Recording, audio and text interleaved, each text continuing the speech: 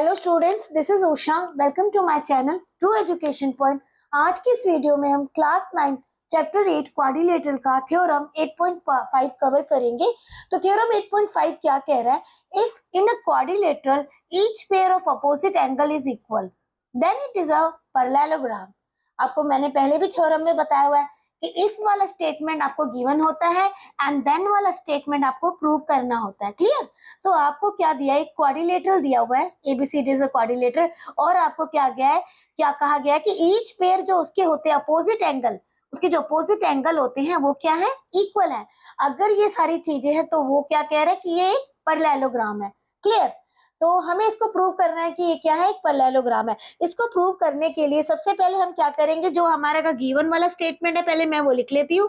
ए किसके बराबर है? सी के बराबर है ना? ए इज इक्वल टू सी, ये आपका गिवन है। ओके, उसके बाद आपको बी किसके बराबर है? Angle B is equal to angle D, ये भी हमारा गिवन है। ठीक है, अच्छा अब मैं क्या करूंगी, ए एंगल ए, इन सबको हम लेते हैं, angle A plus angle B plus angle C plus angle D, इन सब का सम कितना होता है? 360 डिग्री। किसके according? Sum of interior angle, sum of interior, ये हमने ऑलरेडी डिस्कस किया हुआ है। Interior angle of quadrilateral is, angle of quadrilateral is कितना होता है? LATERA, quadrilateral is 360 degree. ठीक है ना? तो आपका angle A plus B plus C plus D कितने हैं? 360। रीजन क्या है? Sum of interior angle of quadrilateral is 360 degree. अब हमें क्या करना है, आप देखो, इसमें हम देखते हैं कि ये एंगल ए है, मैंने लिख दिया एंगल ए, प्लस क्या है? Angle B, angle B. Clear?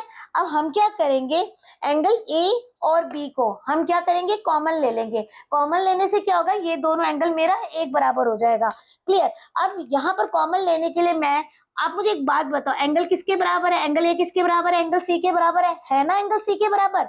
और यहाँ पर एंगल सी है, तो क्या यहाँ पर मैं एंगल ए एंगल सी की बजाय क्या मैं एंगल ए ले सकती हूँ? ले सकती हूँ ना रिपीटेशन में। ठीक है, मैंने ले लिया। इसी तरीके से एंगल बी किसके बराबर है? एंगल डी के बराबर है। तो यहाँ पर मैं रिपीट करने के लिए क्या एंगल डी की जगह एंगल बी ले सकती हूँ ना? यहाँ पर एंगल डी की जगह मैं एंगल बी ले सकती हूँ ना? तो मैं यहाँ पर भी एंगल डी की जगह मैं एंगल क्या ले लेती हूँ? एंगल बी, जिसका सम कितना होता है? 360 डिग्री हो गया। क्लियर? अब ये क्या हुआ? डबल हो गया मेरा। एंगल 2A कितना हो गया?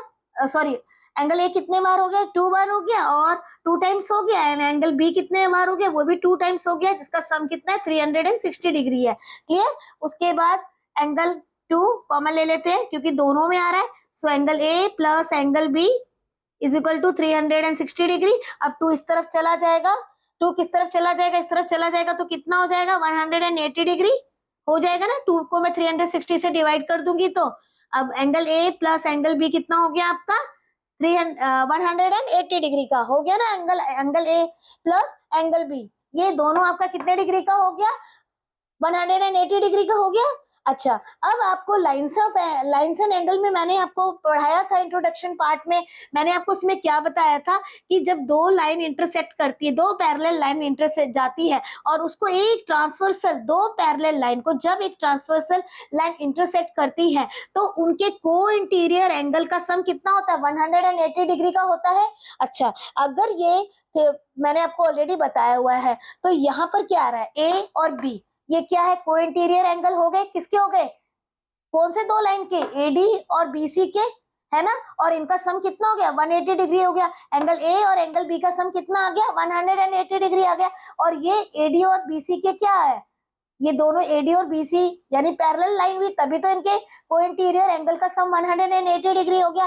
तो क्या मैं अब इसको ये ऐसे लिख सकती हूँ? Angle AD is equal to, sorry, angle AD is parallel to, sorry angle नहीं, लाइन एडी किसके पैरेलल है? Parallel to BC. क्या मैं लिख सकती हूँ? अगर इसका सम और इसका सम 180 डिग्री है। और लाइंस एंड एंगल में हमने ऑलरेडी क्लियर किया हुआ है कि को इंटीरियर जो एंगल होता है उनका सम 180 डिग्री का होता है।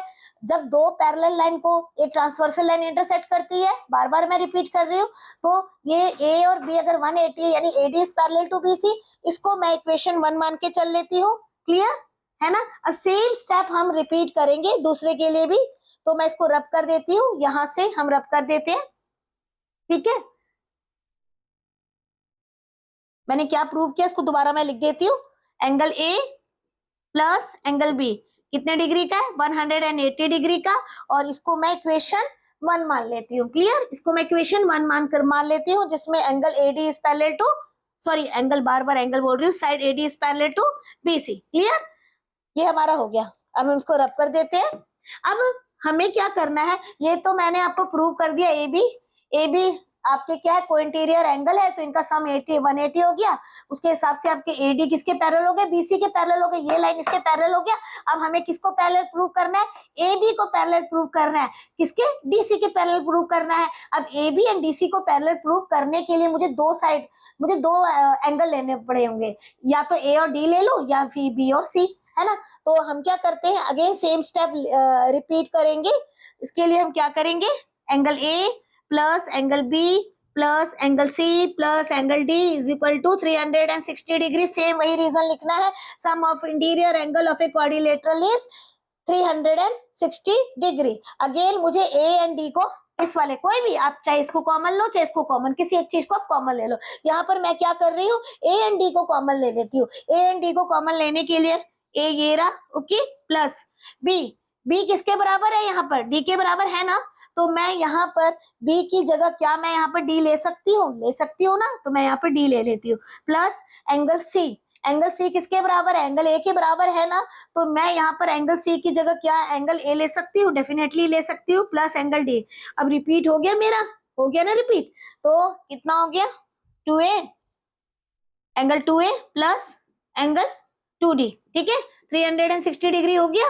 ओके, अब सेम वही 2 मैंने कॉमन ले लिया, तो एंगल A, ब्रैकेट में angle A plus angle D 360 degree. ये यहाँ पे चला जाएगा तो डिवाइड में हो जाएगा, तो कितना हो जाएगा? कट जाएगा 360, 2 से कट जाएगा 360, तो कितना हो जाएगा? 180 डिग्री। तो angle A plus angle D कितना आ जाएगा आपका? 180 डिग्री। यही तो मुझे चेक करना था proof. Angle A plus angle D कितना हो गया?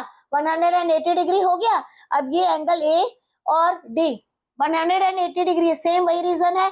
अगर ये रहा, दो लाइन हो गई, दो ये पैरेलल लाइन इसको एक ट्रांसवर्सल लाइन इंटरसेक्ट कर रहे हैं, तो इनके को इंटीरियर एंगल का सम कितना होगा? 180 डिग्री होगा। और अगर ये दोनों 180 डिग्री आ रहे हैं, यानी ये दोनों पैरेलल लाइन है, यानी आपका AB किसके पैरेलल है? DC के पैरेलल है। AB किसके पैरेलल है? DC के पैरेलल है ना। तो ये AB is parallel to DC। Clear? इसको मैं इक्वेशन सेकंड दे देती हूँ। तो from equation first and second, अगर मैं इक्वेशन फर्स्ट एंड सेकंड को ले लूं, किसको?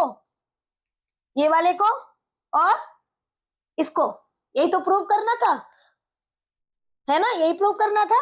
तो from equation first and second ABCD is a parallelogram. ABCD क्या आपका? पैरेललोग्राम है। क्या है? ABCD is a parallelogram. Clear? यही चीज मैं आपको क्लियर करना चाहती थी। आई थिंक आपको समझ में आ गया होगा। I hope you like this video. Please subscribe my channel and share it with your friends. Thank you.